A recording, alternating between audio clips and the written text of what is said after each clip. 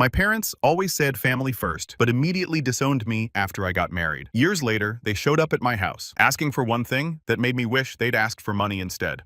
I grew up in what looked like the perfect upper-middle-class white family in suburban Michigan. My dad Robert inherited a chain of 3 successful auto parts stores from his father back in the early 90s. These weren't your typical AutoZone competitors.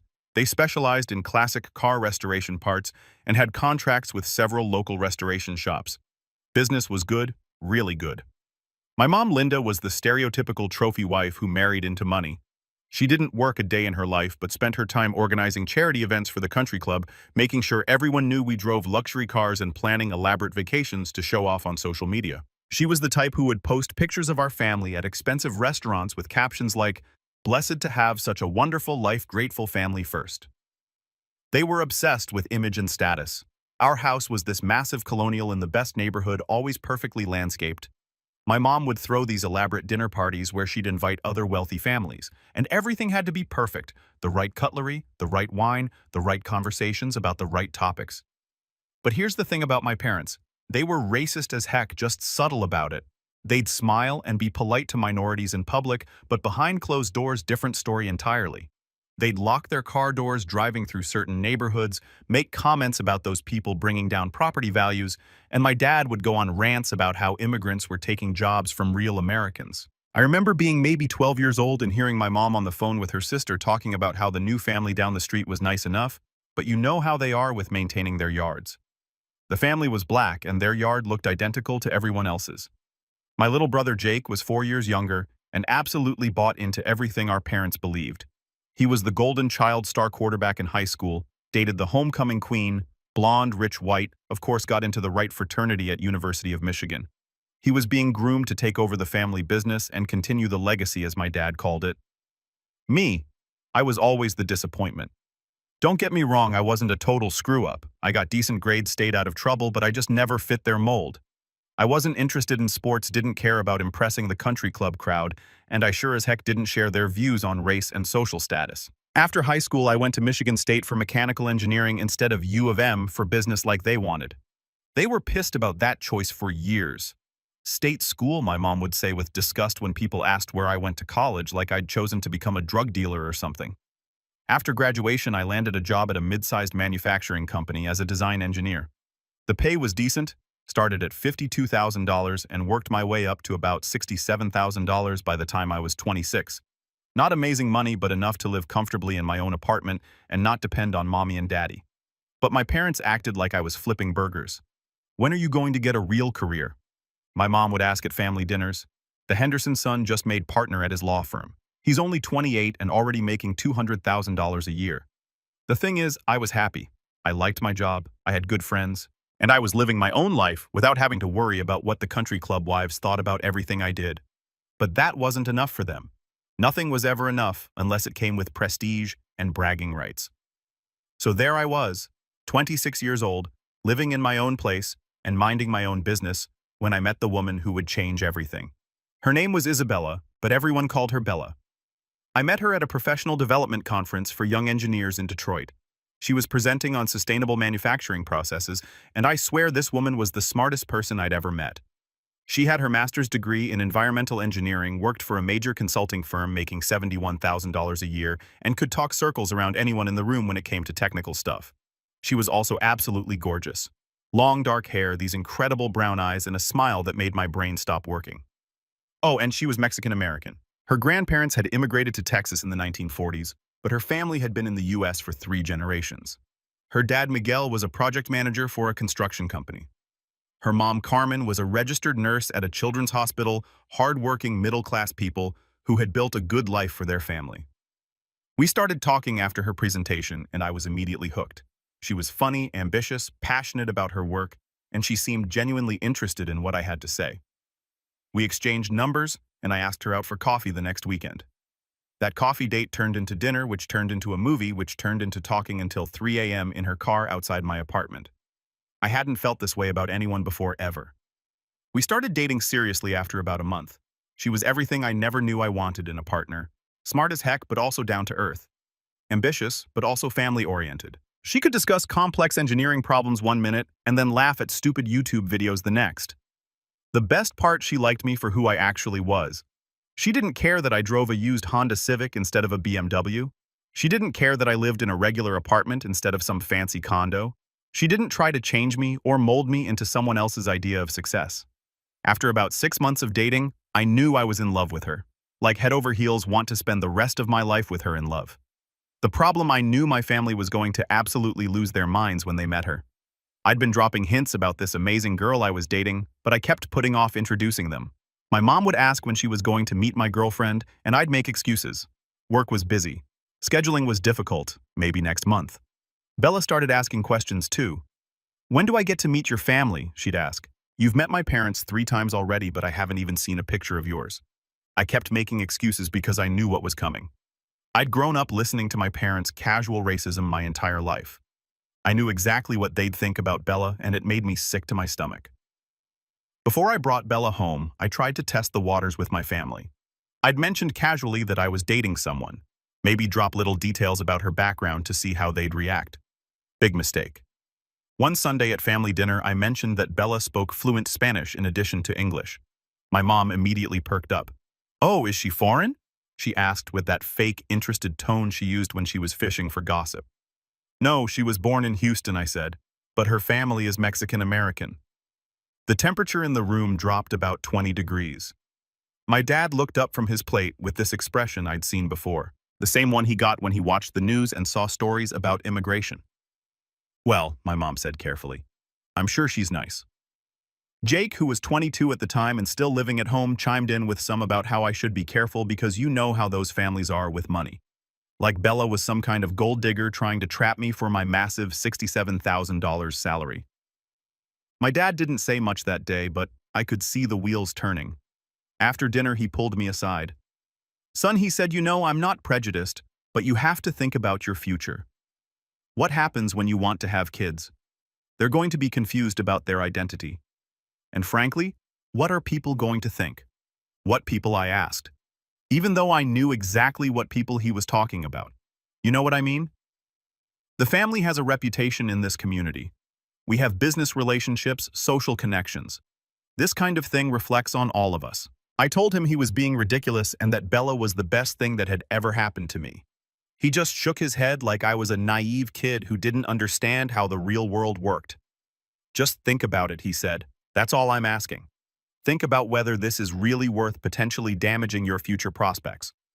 I left that conversation knowing that introducing Bella to my family was going to be a disaster. But I also knew I couldn't keep making excuses forever. She was starting to think I was ashamed of her, which couldn't have been further from the truth. After 8 months of dating, I finally worked up the courage to bring Bella home for Sunday dinner.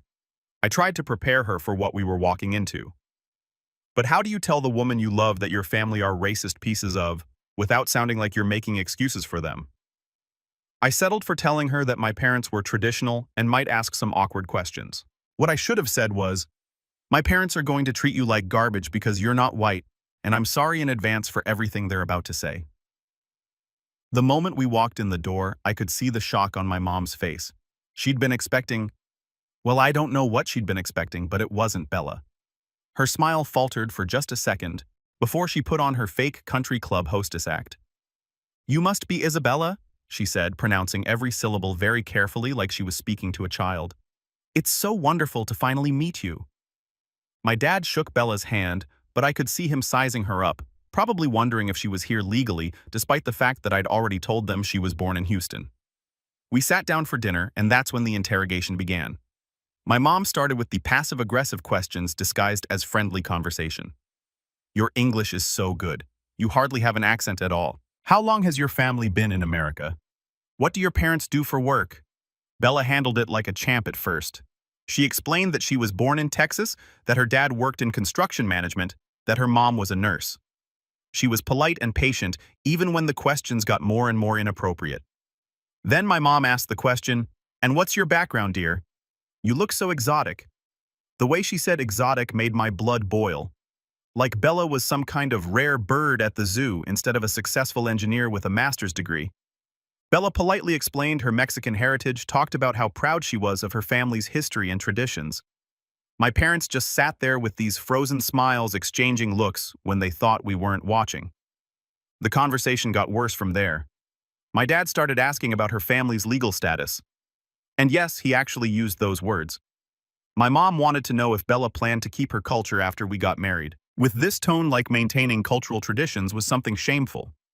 Jake barely said a word the entire dinner, just sat there looking uncomfortable while his parents embarrassed our entire family. By the time we left, Bella was quiet, and I knew we were in for a difficult conversation. The drive back to Bella's apartment was silent. I kept glancing over at her, trying to read her expression, but she was just staring out the window. Finally, about halfway home, she spoke up. "Your parents hate me." I started to deny it, but she cut me off. "Don't. Just don't. I've dealt with this my whole life, and I know what it looks like. Your mom spent the entire dinner trying to figure out what was wrong with me. And your dad was 2 seconds away from asking to see my green card. She was right, and we both knew it." I apologized and tried to tell her that they'd come around, that they just needed time to get to know her. But even as I said it, I wasn't sure I believed it myself. "The thing that bothers me most," Bella said, "isn't even how they treated me. It's that you let them. You sat there and let your mother call me exotic like I was some kind of zoo animal, and you didn't say a word." That hit me like a punch to the gut because she was absolutely right. I'd been so focused on trying to keep the peace that I'd thrown the woman I loved under the bus. I promised her it would never happen again. The next day, my mom called. "We need to talk," she said. In that tone that meant I was in deep. I drove over to their house that evening, and both parents were waiting in the living room like some kind of intervention. My dad was pacing. My mom was sitting on the edge of the couch with her hands folded, and the tension was thick enough to cut with a knife. "We need to discuss this situation with Isabella," my dad started. "Her name is Bella," I said. "And what situation?" My mom jumped in with the whole "we're not racist" but speech that racists always give when they're about to say something incredibly racist. "She seems like a nice enough girl," my mom said. "But you have to think about your future. What about children? They'll be confused about their identity caught between two worlds. And honestly, what will people think?" "What people?" I asked, even though I already knew the answer. "You know what people," my dad said. "Our friends, the business community, everyone we know. We've worked hard to build a reputation in this town, and frankly, this kind of relationship reflects poorly on the entire family." I couldn't believe what I was hearing. "This kind of relationship? You mean a relationship with someone I love?"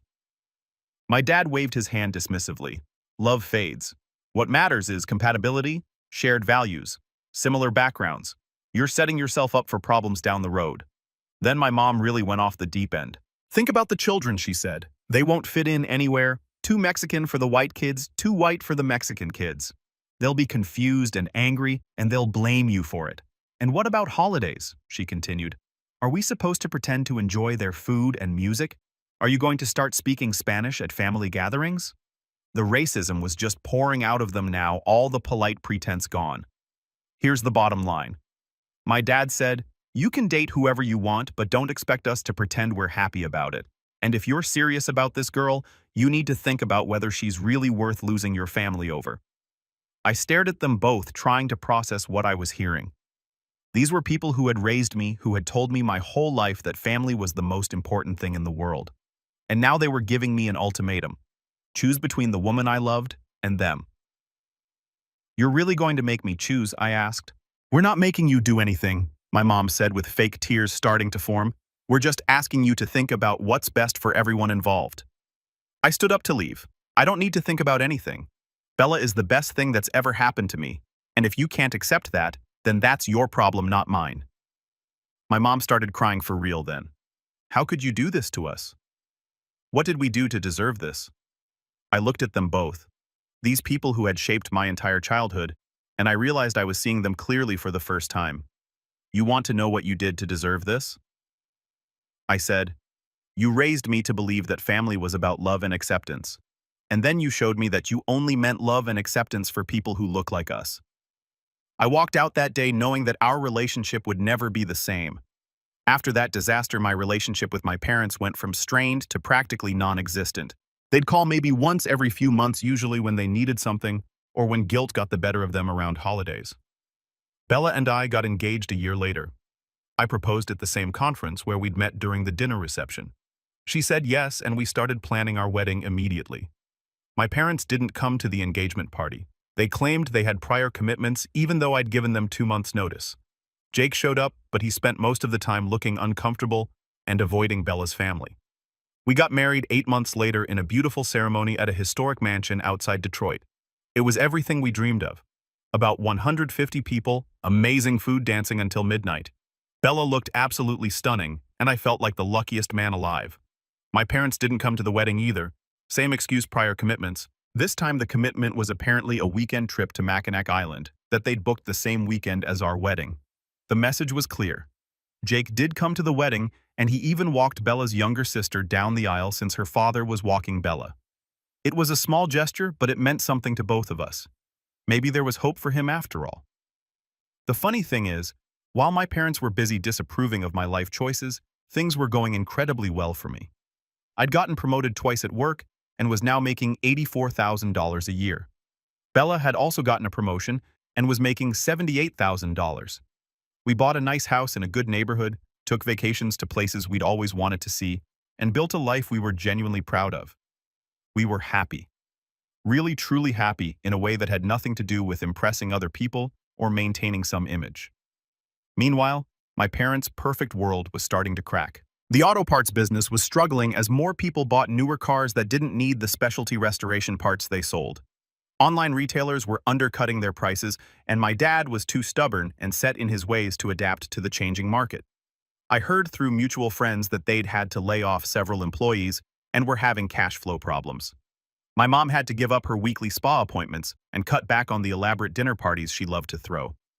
But did they reach out for help or try to repair our relationship? Of course not. Too proud and too convinced that they were right.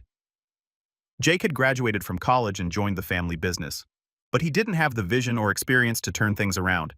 He was good at following orders, but innovation and strategic thinking weren't his strong suits. The writing was on the wall, but they refused to see it. About 3 years after our wedding, Jake married his college girlfriend, Ashley. She was exactly what you'd expect from my family's choice. Blonde, came from old money, had never worked a day in her life but had strong opinions about people who did. They had a huge wedding that probably cost more than my parents could afford, but they had to keep up appearances. Ashley's family was even wealthier than ours, or at least wealthier than we used to be, and my parents were desperate to maintain their social standing. After the wedding, Jake and Ashley moved into a huge house that Ashley's daddy bought for them as a wedding gift. Jake was working at the family business making probably $65,000 a year, and Ashley was playing housewife and planning charity events with my mom. They were the golden couple in my parents' eyes. Everything Bella and I should have been. If only I hadn't been so selfish with my choice of wife.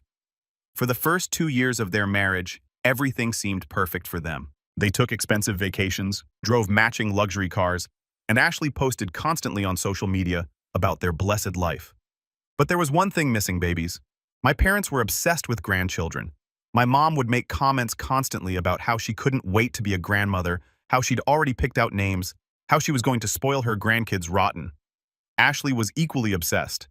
She'd been talking about having kids since she was a teenager, had their future children's names picked out, and had already decorated a nursery in their house. But months turned into a year, and a year turned into 2 years, and still no pregnancy announcement. I could tell it was starting to stress everyone out, though they tried to hide it. Ashley would make jokes about her broken biological clock, but you could see the desperation in her eyes. Jake started getting defensive whenever kids came up in conversation. My mom started making passive-aggressive comments about how some people just aren't meant to be parents and how everything happens for a reason. Real supportive stuff. Finally, after 3 years of trying, they went to see a fertility specialist. The testing process took months, and I could tell everyone was getting anxious waiting for answers. Then the results came back, and the news wasn't good. Jake's sperm count was severely low, like almost non-existent.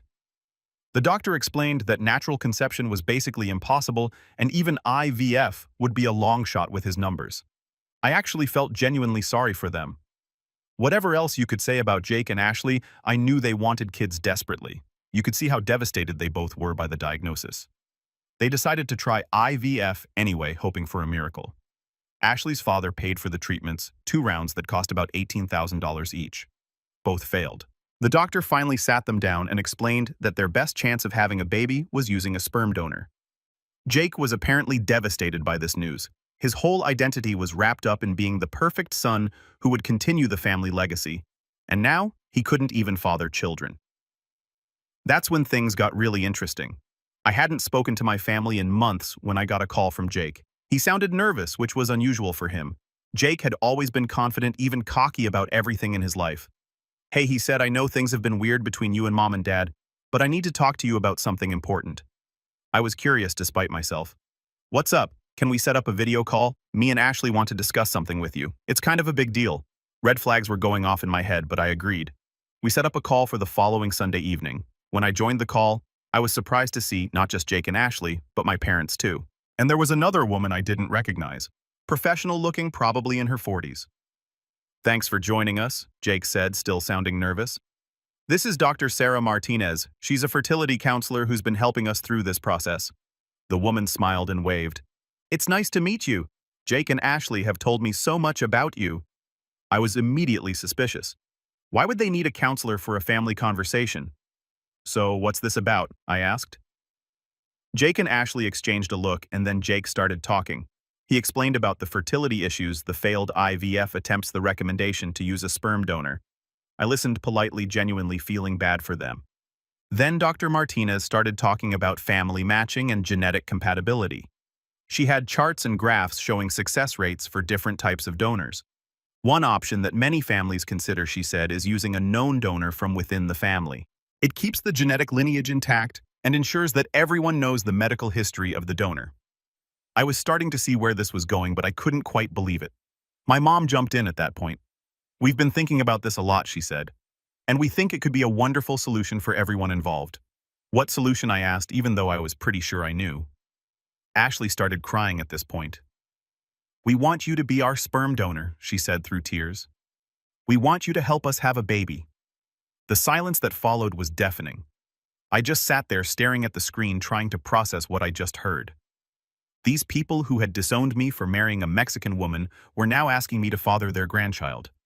Dr. Martinez started talking about the beautiful symmetry of keeping everything in the family. My dad was nodding along, talking about how this would ensure the family gene stayed pure and strong. But the thing that really got me was when my mom started talking about what a blessing this would be for me. You'd finally have a chance to contribute something meaningful to the family legacy. She said, "Instead of wasting your life with that woman, you could help create the next generation of our family." That's when I lost it. "Let me get this straight," I said. "You people disowned me for marrying the woman I love. You refused to come to my wedding. You've treated my wife like garbage for years, and now you want me to donate sperm so you can have the grandchild you've always wanted." Ashley was sobbing harder now. "We're desperate," she said. "We've tried everything else." "And what about Bella?" I asked. "Is she invited to this family reunion, or are we still pretending she doesn't exist?" My parents exchanged another look. "Well," my mom said carefully, "she could certainly be involved as the baby's aunt." "Aunt?" I said. "Not aunt-in-law, but aunt. So now you're acknowledging that she's part of the family." The hypocrisy was breathtaking. Dr. Martinez tried to jump in with some professional mediation, but I was done listening. "I need to think about this," I said. "This is a lot to process." They all started talking at once, trying to convince me, but I cut them off. I said I need to think about it. "I'll get back to you." I ended the call and sat there in stunned silence. Over the next few days, I couldn't stop thinking about the audacity of their request. The same people who had spent years telling me I was a disappointment, who had boycotted my wedding, who had treated my wife like she was beneath them, now wanted my DNA to save their precious family legacy. But the more I thought about it, the more I realized this might be an opportunity. An opportunity for some long overdue justice. I talked it over with Bella, and she was just as disgusted as I was. "They want to use you like a prize bull," she said. "Create their perfect white grandchild, and then go back to pretending we don't exist." "What if we don't let them?" I said. "What do you mean? What if we make them pay for what they've done to us?" We talked about it for hours, coming up with a plan that would give them exactly what they deserved. The next day, I called Jake back. "I've been thinking about your request," I said. "I'm not saying yes, but I'm not saying no either. I have some questions." He sounded relieved. "Of course, anything. First, what would my role be? Would I have any relationship with the child?" "Well, you'd be the uncle," he said. "You could be involved in that capacity." "And what about legal stuff? Would I have any parental rights?" "No, you'd sign away all rights. The baby would be legally ours and compensation." There was a pause. "Ashley's dad has offered to pay all medical expenses plus a $15,000 fee for your time and, contribution. $15,000. They thought they could buy me for $15,000. I need to discuss this with Bella, I said. Can you give me a week to think about it? Of course. Take all the time you need. Over the next week, they called me constantly. Text messages, voicemails, emails. The desperation was palpable. My mom even tried calling Bella directly, which was the first time she'd spoken to my wife in years. I know we've had our differences, she told Bella, but this could be a fresh start for all of us, a chance to bring the family back together. Bella was polite but non-committal. We're still discussing it, she said. Finally, I called Jake and asked for another family meeting. Same setup as before, video call with everyone present, including Dr. Martinez. I've made my decision, I said once everyone was on the call. You could see them all leaned forward, hanging on my every word. I'm willing to help, I said, but I have some conditions. Relief flooded their faces. Ashley was crying happy tears now. First, I said I want a public apology. You're going to post on Facebook apologizing to me and Bella for your behavior over the past few years? Their expression started to change, but I wasn't done. Second, Bella and I are going to be included in all family events from now on. No more excluding us from holidays, birthdays, whatever. We're family, and you're going to treat us like family. My dad started to look uncomfortable, but he nodded. Third, the compensation is now $35,000, not $15,000, and I want half of it up front. Ashley's dad winced at that, but he nodded too. And fourth, I said, I want it in writing that I'll have regular contact with the child, not just as an uncle, but as someone who played a role in their creation. Dr. Martinez looked concerned about that last point, but everyone else was so desperate they were ready to agree to anything. Is that everything, Jake asked? Actually, no. There's one more thing. They all waited. I want you to admit that you were wrong about Bella, about our marriage, about everything. I want you to acknowledge that your behavior has been racist and hurtful, and that you're genuinely sorry. The silence stretched on for what felt like forever. Finally, my mom spoke up. If that's what it takes, she said quietly. Okay, I said. Let me talk to Bella about the details, and I'll get back to you with my final answer. After I ended the call, Bella and I looked at each other and started laughing. They had no idea what was coming. I let them stew for another week, checking in occasionally to make sure they were still interested. They were. In fact, they were getting more desperate by the day. Jake was calling every other day with updates on how excited they were, how grateful they were, how this was going to change everything for the family. Ashley sent me a long email about how she'd already started redecorating the nursery and how she couldn't wait for me to meet our baby. My mom posted a cryptic Facebook status about exciting family news and how sometimes God works in mysterious ways. She was already planning the baby shower in her head. Finally, I called for one last family meeting. I've made my final decision, I said once everyone was assembled on the video call. Their faces were glowing with anticipation. Ashley was practically bouncing in her chair. After a lot of thought and discussion with Bella, I said, I've decided that I'm willing to help you. Cheers erupted from their end of the call. Ashley was crying. Jake was grinning. My parents were hugging each other. But I continued and the celebration stopped. I need to make sure you understand exactly what you're agreeing to. Of course, Jake said.